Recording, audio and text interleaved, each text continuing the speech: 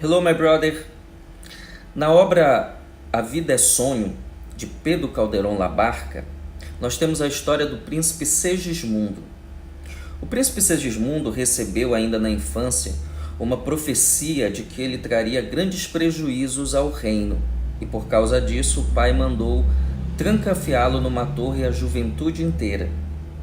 Mas com o passar do tempo, o rei foi enternecendo o coração com relação ao filho. Chegou a acreditar que aquela profecia era só uma falácia para afastá-lo do filho. E então ele tomou a decisão de mandar narcotizar o filho e retirá-lo da torre. Mandou vestir a indumentária de príncipe e disse ao Segismundo que tudo o que ele havia vivido dentro da torre era um sonho e que a realidade era aquela que estava sendo proposta a ele.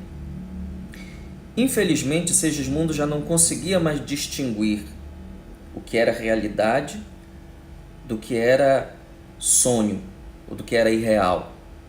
Porque ele passou tanto tempo dentro da torre construindo seres imaginários, vidas paralelas, que ele simplesmente, ao se deparar com a vida fora da torre, não conseguiu mais ter conexão com o mundo.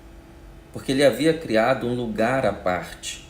A torre era o seu lugar, da sua fantasia, dos seus delírios, das suas utopias, heterotopias, do seu mundo construído à parte do mundo e dentro do mundo.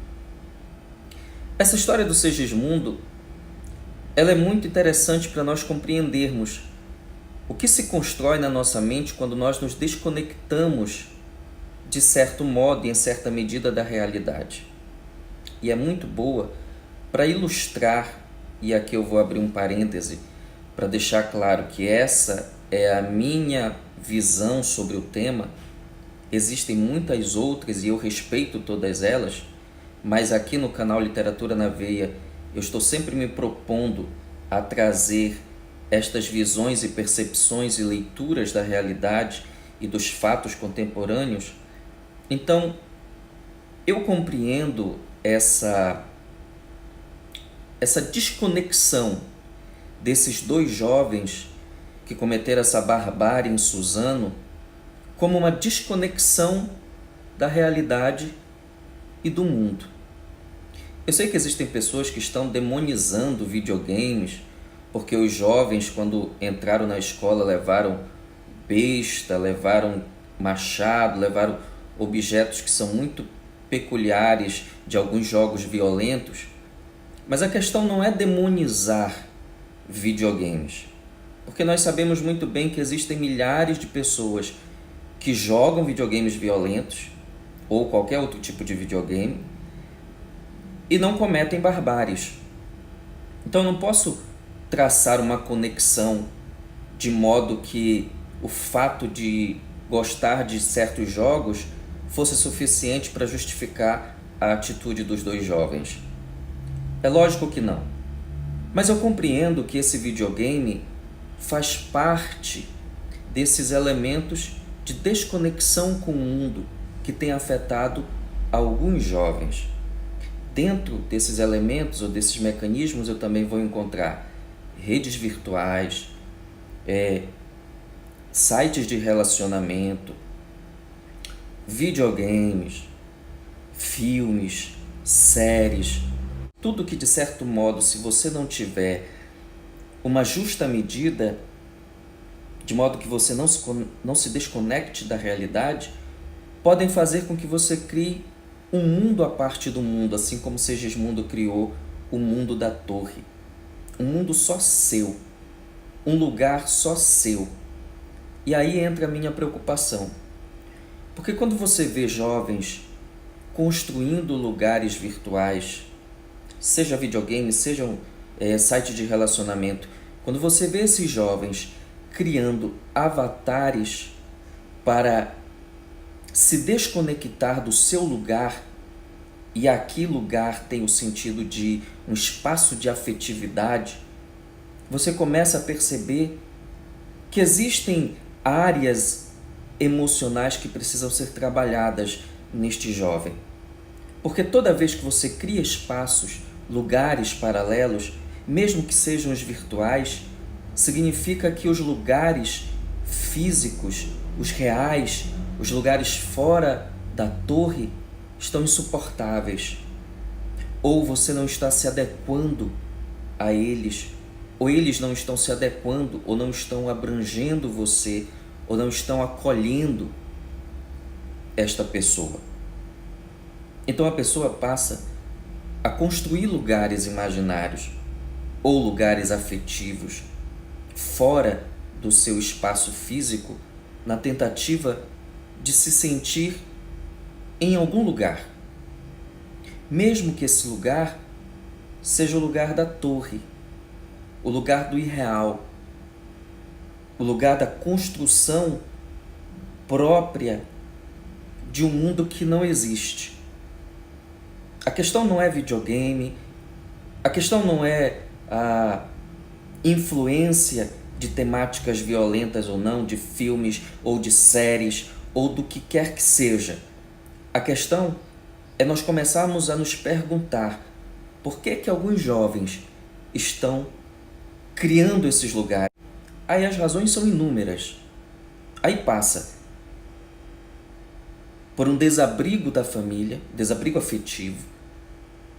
Aí passa por uma rejeição social, e aqui eu posso abranger também o bullying. Aí passa por um desencaixe de uma sociedade que, não raro, enche a cabeça das pessoas de neuras, de traumas, de busca desenfreada por cumprir certos padrões. É lógico que estes jovens, se tivessem ficado vivos, não deveriam escapar da justiça legal, de responder por seus atos. Mas isso não conseguiria nos dar a total abrangência do que está acontecendo na cabeça de alguns jovens.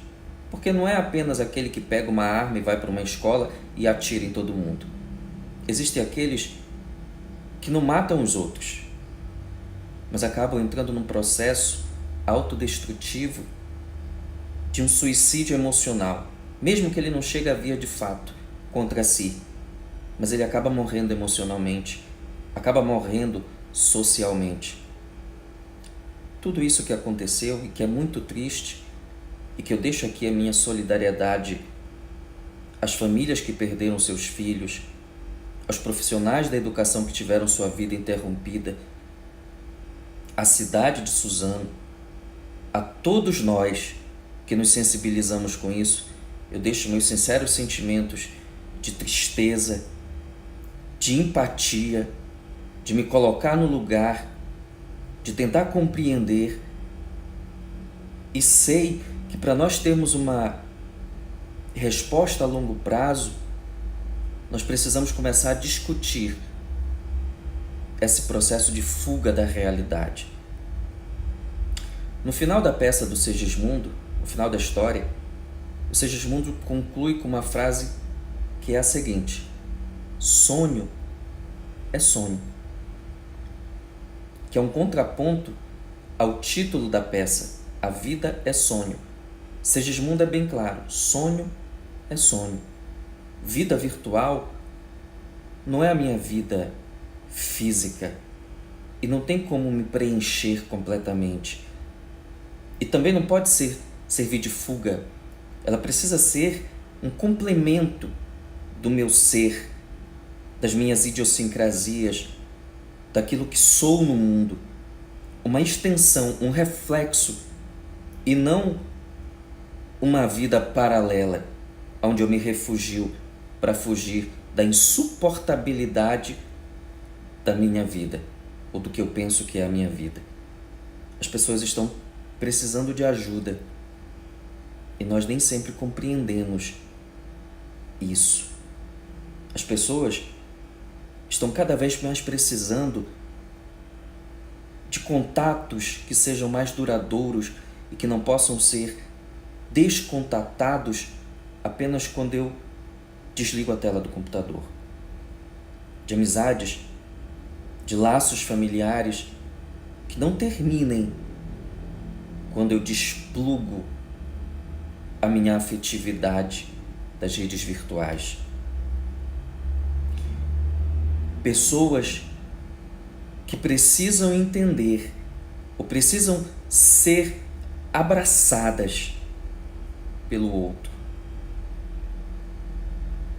Porque, não raro, depois que o computador é desligado, depois que todo mundo vai dormir e o sujeito fica ali online sozinho, o que resta é a constatação da solidão.